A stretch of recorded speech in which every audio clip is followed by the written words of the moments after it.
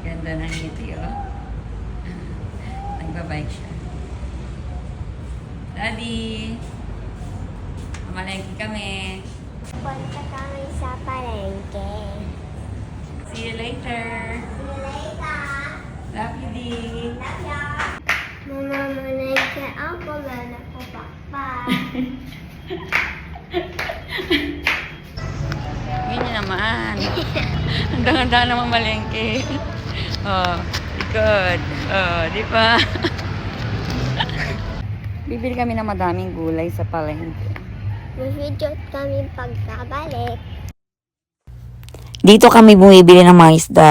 Marami kasing pagpipilian ng mga isda dito, kaya magandang bumili.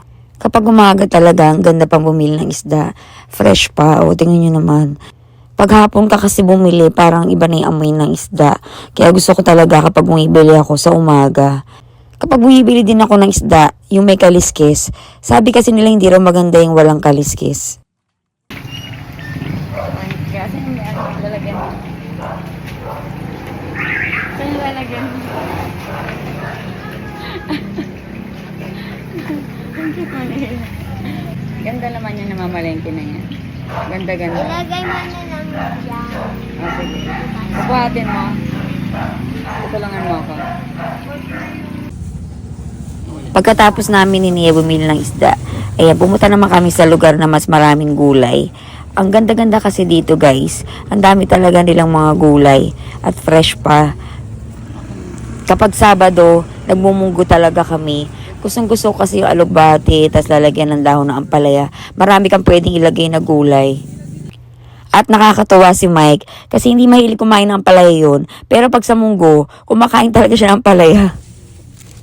Madami talaga akong bumili ng gulay. Minsan nga natanong na ako dito ng tindera. Sabi niya, "Ma'am, ba't ang dami niyo pong bumili ng gulay? Puro dahon talaga." Sabi ko sa kanya, na-stroke kasi yung asawa ko kaya dapat talaga lagi kaming gulay. Nagbabaon din kasi kami ni Nia sa school.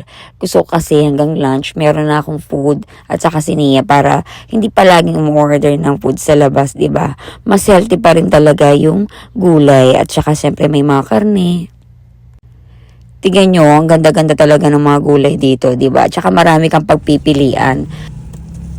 Lunes hanggang Biyernes, sa mall ako namamalengke. Pag Sabado lang talaga o Linggo, kapag walang pasok ako nakakadaan dito sa palengke.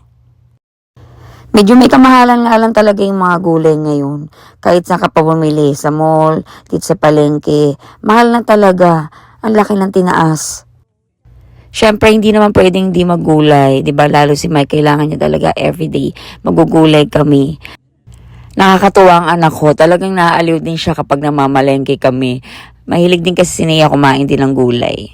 Favorite niya tong sayote, lalo na kapag sa tinola. Gustong-gusto niya yan. Minsan kasi nagigisa din kami ng sayote, nilalagyan din ng karne. Ito din. Mahilig din talagang tumulong si Nia sa pagpili ng mga gulay. Gustong-gusto niyang gawin yan. Ang ganda ng mais nila dito, kaya binibilan ko talaga si Nia, pambaon din sa school. Tapos bumibili din ako ng pansahog, sa nilaga.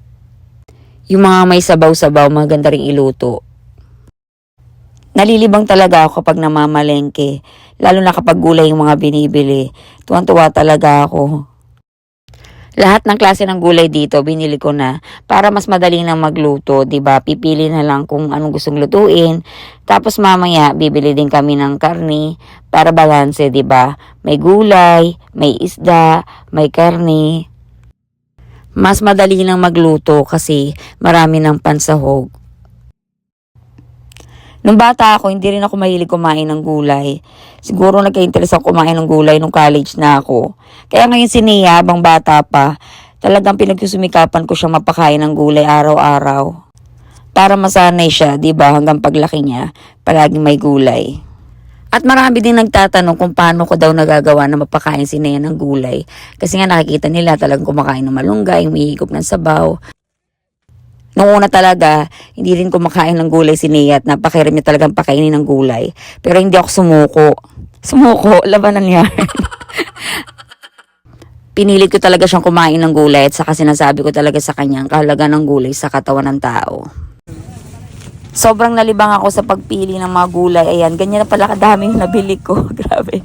Umabot na siya ng 1,300. Yes po, ganyan na talaga kamahal ang mga gulay ngayon.